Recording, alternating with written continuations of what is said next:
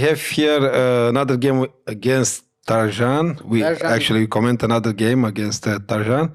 And you say this one was very This important? one was decisive, yeah. Decisive? It was the last round, actually, in the big open from Lompine. In these years, I mean, those years, Lompine was considered the most important tournament, I mean, globally, like this. It was the most important open, played with the best grandmasters of the world. I mean, it was invitational. And starting already from the first round, you played the grandmaster. So the tournament was very, very strong, you know. So we played it. We played the last round, and the winner was winning the tournament, or in any case was between the winners of the tournament, you know.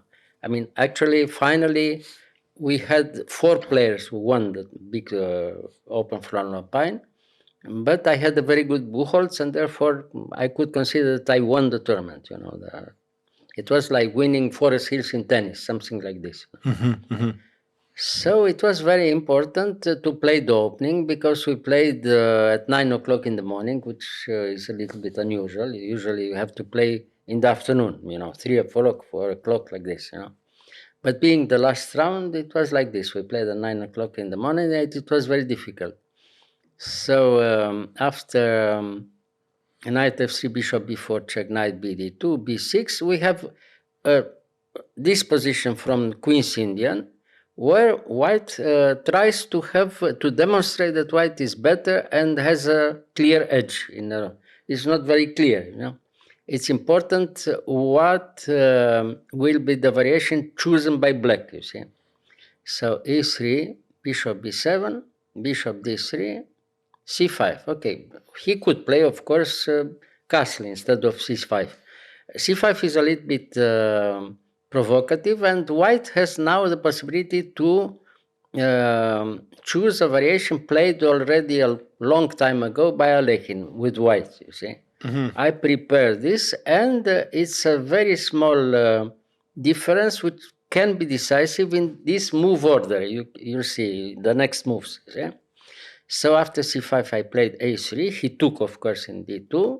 I took with the bishop, and now castle, and now bishop c3.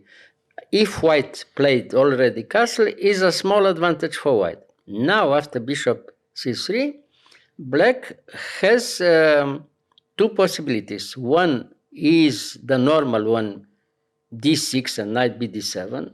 That gives a small edge for white, you see.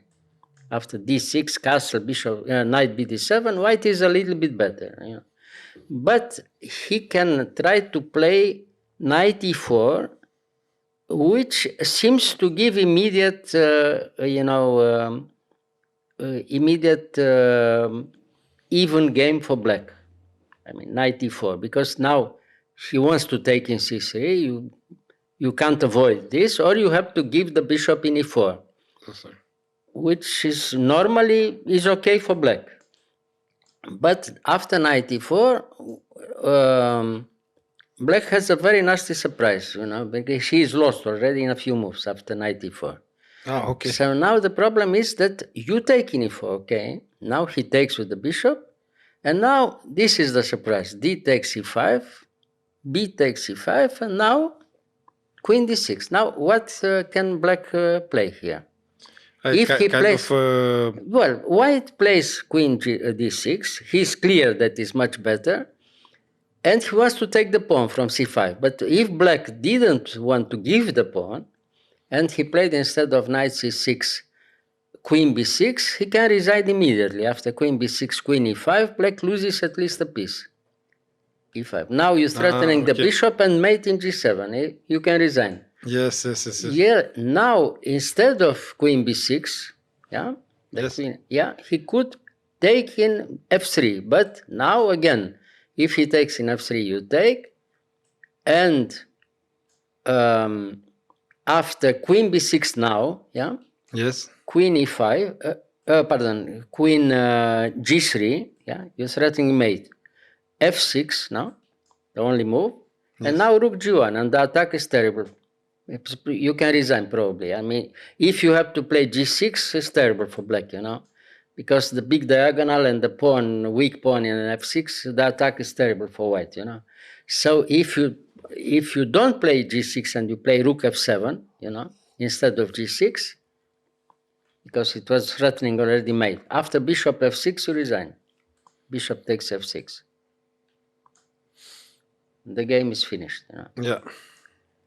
So it was clear. He was, of course, my opponent was very surprised, because after a few moves to have a lost position is very rare, you know, by this high level like this. Yeah. But after queen d6, knight c6, he loses a pawn without any counterplay. And of course, black is lost now. You have to realize the advantage afterwards, you know. Rook c8. Now the second surprise, after queen d6, he played f6, yes. And now the second surprise, knight d2. Now he can't take in g2. If he takes in g2, he loses immediately in a few moves.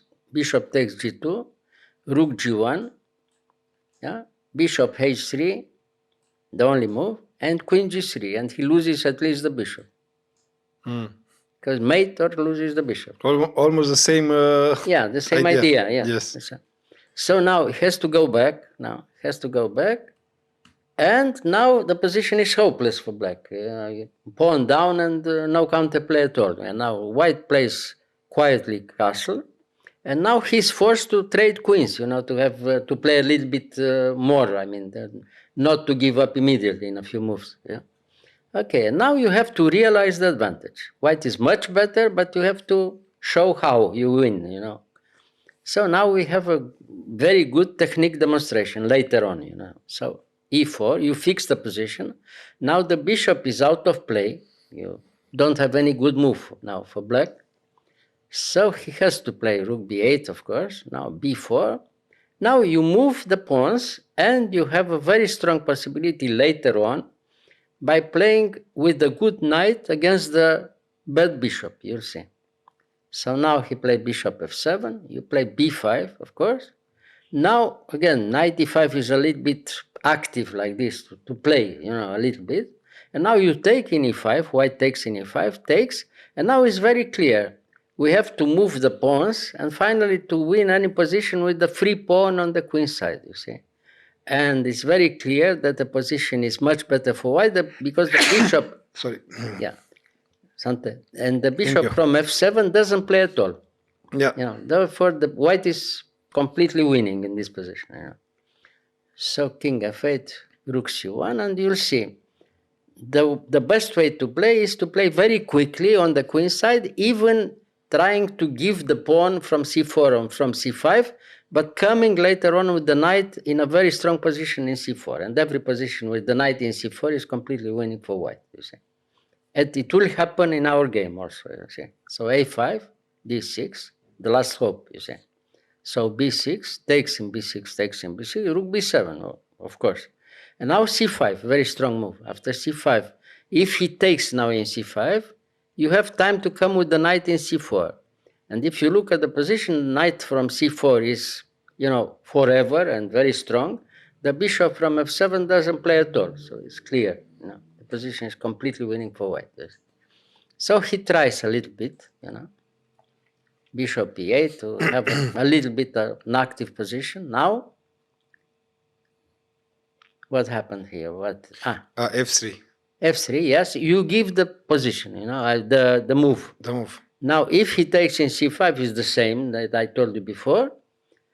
For instance, d takes c5. You give a pawn just to get the c4? Just to have a very active position, to come with all the pieces on the queen side, you know. Because of b6 pawn, you lose in every position with black, you see. So now, for instance, after d takes c5, knight c4 wins immediately, because after bishop b5, you lose everything after knight d6. So the position is hopeless for black, you know. Yes. So now has to move something, and he moves rook b8. And now you have time to come with the knight, you see. Knight c4, now he's forced to take in c5, and now the decisive move, rook a5. Nothing to do here. To protect this. Now you want to take the pawn. Now to take the rook pawn. c8 is impossible because of knight d6. So if you can't play, even if it's good rook c8, you're still lost with black. But you can't play rook c8 because you lose at least the exchange, by force. Terrible position, So the rest of the moves are not important, but he played until the end, of course, Rook takes c5. Now you look at the position, it's terrible for black because you have a completely winning position in any case, but you have still the pawn from b6, which threatens to have a queen later on in a few moves. So knight takes c5. Now, of course, rook, king d6 is almost the only move. And now the rook goes away to a5. Now you don't have the possibility to take king b6 because knight c4 check. Or rook d1 check, and you lose a pawn, a piece or the exchange, completely winning. So, of course, if you don't have time to take, you have to move, the only move, bishop e8, but okay. Now rook, knight c4 check, king c6. You see, king c6 is very sad for black because being pinned like this, you have to move king c6. And now after rook d1, which is the decisive move, threatening mate in one. White threatens already mate in d6. So the only move is now rook f7 goes away with the rook. But now if white, once he takes at least the exchange, but white wants a little bit more, of course. Rook d6 check, king b7 check. He has to go to c8, and now rook e6. Rook takes e6, and black resigned, of course. Yes. There's nothing to do here. You want to take the rook, you want to give check in d6, you want to take the bishop, terrible position. So, okay, he resigned, and I won the tournament, And not only this, it was a very good personal result, of course. It was one of the many tournaments that I finished undefeated in the United States. By winning this important tournament, I was already in the first 10 in the world. That was also very important. Top 10 in the world was already very good result. And it was also my best way to celebrate my coming, birthday. I won this game on the 5th of April, and the 6th of April was my birthday. So it was very good. Nice present for you. Nice present, the nicest present. Yeah. Yes. Well, it happened like this. Yeah, it happened. This was your first win in tournament? Yeah, it was my first US Open. Yeah. Your first US Open. And then the next year and afterwards again, I won 3 times in a row. The US So you won another two, the next US Open. But this was one in Chicago in '79. The second was in Atlanta in '80. Yeah, '80, and then in '81 it was in Palo Alto.